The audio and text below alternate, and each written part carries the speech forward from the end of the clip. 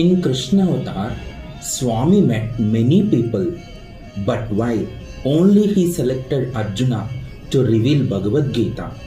Reason: Arjuna is a friend and a devotee to Krishna. It means Bhagavad Gita is very special to Krishna devotees.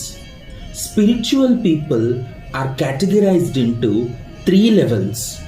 First, Jnani. Second, Yogi. Third, Bhakta. Jnani, knowledgeable or wise people. Yogi, philosophers. Bhakta, devotees.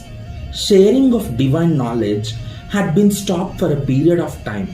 Then Sri Krishna Paramatma has set up a new method, Guru Shishya Parampara, by teaching Bhagavad Gita to Arjuna.